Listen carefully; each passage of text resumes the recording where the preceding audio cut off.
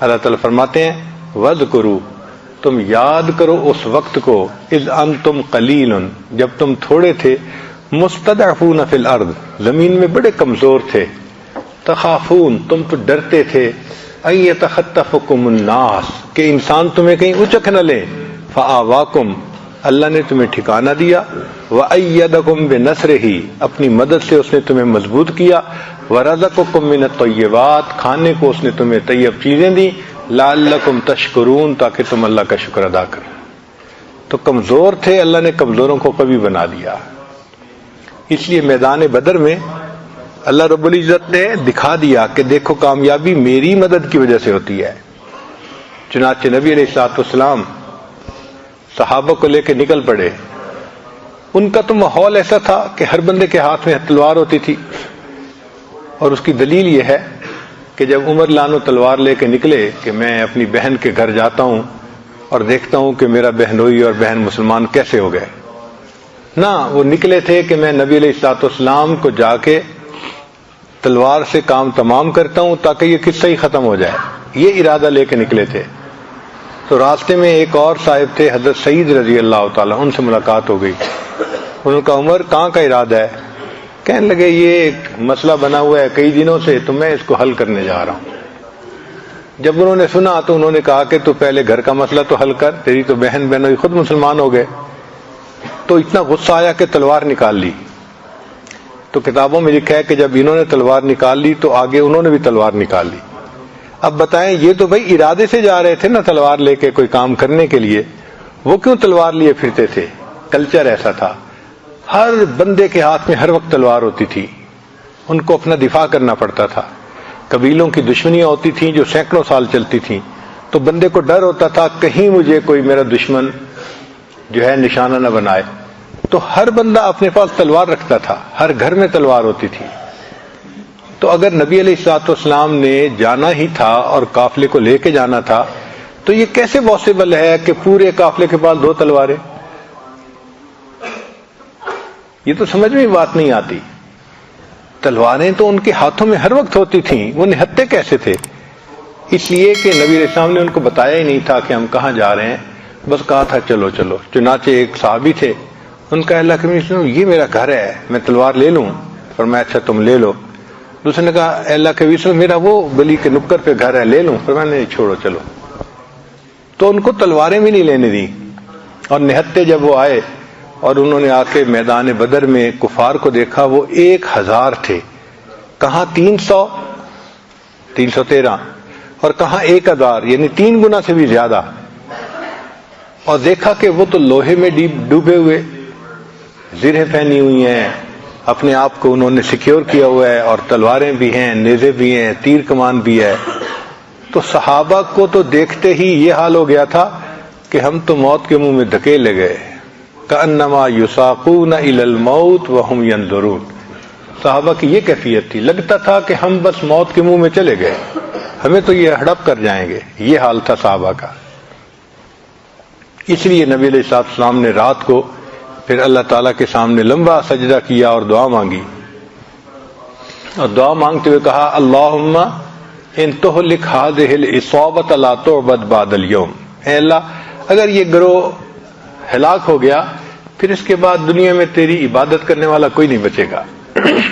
اس پر محدثین نے بڑا کلام کیا ہے کہ نبی علیہ السلام نے یہ کیوں فرما دیا کہ اگر یہ گروہ ہلاک ہو گیا تو تیری عبادت کرنے والا کوئی نہیں رہے گا۔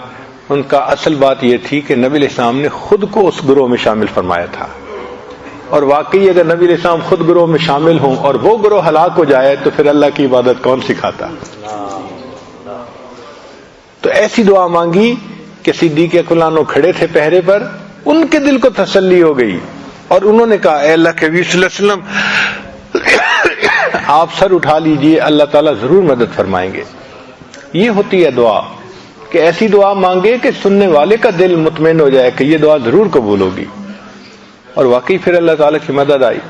اللہ تعالیٰ فرماتے ہیں وَيُرِيدُ اللَّهُ أَن يُحِقَّ الْحَقَّ، اللہ ارادہ کر چکے تھے حق کو حق ثابت کر کے دکھا دینا ہے۔ چنانچہ اگلے دن مقابلہ تھا نہتے لوگوں میں اور بھرپور اسلحہ کے ساتھ تیاری کے ساتھ آنے والے 3 گنا لوگوں میں۔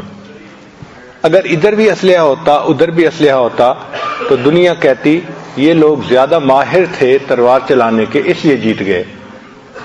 لیکن جب نہتوں کو اللہ نے لا کھڑا کیا اور وہ جیت گئے تو پھر دنیا نے سوچا کہ ہاں ان کے ساتھ کوئی مدد تھی. چنانچہ اللہ تعالیٰ نے مدد فرمائی. فرمایا لقد نصرکم اللہ ببدر وانتم اذلہ. تحقیق اللہ نے تمہاری مدد کی اور تم تو کمزور تھے. اللہ تعالیٰ کی مدد آئی اور اللہ تعالیٰ نے ایمان والوں کو کامیاب فرما دیا. تو بدر کے میدان میں سبق یہ سکھانا تھا کہ دیکھو میری مدد تمہارے ساتھ ہوگی تو تم ہر میدان میں کامیاب ہو جاؤ گے. اسباب نہیں بھی صحیح تو کوئی بات نہیں، اللہ کی مدد تو ساتھ ہے نا. تو بدر کے میدان میں اللہ نے یہ سبق سکھا دیا.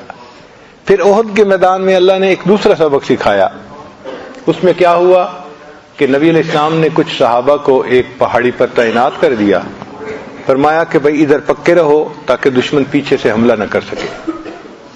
اب ہوا کیا تھا کہ ابتدا میں مسلمانوں کو فتح ہوئی، کافر پیچھے ہٹ کے بھاگنے لگے اور مسلمان ان کے پیچھے بھاگے اور مال غنیمت سمیٹنے لگے.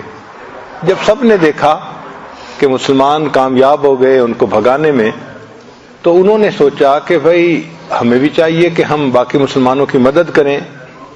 چنانچہ وہ پہاڑی سے نیچے اتر آئے اور انہوں نے باقی مسلمانوں کے ساتھ مل کے دشمنوں کو بھگانا شروع کر دیا. خالد بن ولید لانو اس وقت مسلمان نہیں ہوئے تھے. انہوں نے جب پیچھے مڑ کے دیکھا تو انہوں نے دیکھا کہ پہاڑی کے اوپر جو مسلمان تعینات تھے وہ تو نیچے اتر گئے. انہوں نے ایک لمبا چکر کاٹا اور دور سے چند بندوں کو ساتھ لے کے پہاڑی کے پیچھے سے مسلمانوں کو بیک سائڈ سے حملہ کیا. اب مسلمان سینڈوچ بن گئے. ادھر کفار جو تھے بھاگنے والے وہ بھی پیچھے آ گئے، مسلمان درمیان میں ہیں، آگے سے بھی حملہ پیچھے سے بھی حملہ. تو بندہ کنفیوز تو ہو جاتا ہے، نروس ہو جاتا ہے. اب جب سینڈوچ بنے تو پھر کافروں نے مسلمانوں کو خوب اس وقت جو ہے وہ شہید کیا. اور ایسا مسئلہ یعنی بن گیا تھا کہ صحابہ یہ سمجھ رہے تھے کہ شاید اللہ کے نبی صلی اللہ علیہ وسلم بھی شہید ہو گئے. یہ کیفیت ہو گئی تھی. ڈھونڈتے پھر رہے تھے، صحابیات ڈھونڈتی پھر رہی تھیں کہ اللہ کے نبی کہاں ہیں. اور اللہ کے حبیب صلی اللہ علیہ وسلم ایک گڑھا تھا اس کے اندر چھپ گئے تھے اور ابو بکر صدیق لانو ساتھ ہے. تو صحابہ نے پھر کفار نے نعرہ لگایا کہ تمہارے پیغمبر کہاں ہیں؟ تو نبی علیہ السلام نے جواب نہیں دیا. پھر پوچھا کہ ابو بکر کہاں ہے؟ وہ بولنا چاہتے تھے. روایت میں آتا ہے کہ نبی علیہ السلام نے کہا آپ باہر نہ نکلیں، ہمیں اپنے فراق سے غم زدہ نہ کریں.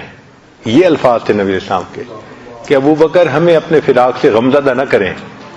تو ابو بکر بولے نہیں، پھر چپ رہے. پھر عمر لانو کو بلایا. پھر اس کے بعد انہوں نے کہا او لو حبل. حبل کامیاب ہو گیا چونکہ ان کے بتوں میں سے سب سے بڑا بت حبل تھا. جب انہوں نے یہ کہا تو پھر اس کے بعد اللہ کے حبیب صلی اللہ علیہ وسلم نے جواب دیا کہ اللہ مولانا، اللہ تعالی ہمارا مولا ہے اور لا مولا لکم، تمہارا تو کوئی مولا ہی نہیں ہے. اور پھر دوبارہ کام شروع ہوا. جب انہوں نے دیکھا کہ اللہ کے حبیب صلی اللہ علیہ وسلم ابھی موجود ہے پھر انہوں نے پورا زور وہاں لگا دیا. اور اس موقع پھر صحابہ نے جان نثاری کے ایسے واقعات دکھائے کہ عقل حیران ہوتی ہے. ایک صحابی نبی علیہ السلام کے سامنے آ گئے اور 100 سے زیادہ ان کو زخم لگے. اللہ اکبر کبیرہ. بہرحال اللہ نے مہربانی کی، آخر میں وہ کفار بھاگ تو گئے لیکن مسلمانوں کا نقصان بہت ہوا. اب اس جنگ میں کیا سبق دینا تھا؟ سبق یہ دینا تھا دیکھو پہلا سبق تم نے سیکھ لیا کہ میری مدد ساتھ ہوگی تو تم بغیر اسباب کے بھی کامیاب ہوگے. اور دوسرا سبق یہ دینا ہے کہ جب تک تم میرے محبوب کے طریقے پر جمے رہو گے تم کامیاب رہو گے. طریقہ چھوڑ بیٹھو گے تو تم دنیا کے اندر کامیاب نہیں ہو سکتے. تو اللہ نے اس میدان احد میں یہ دکھا دیا.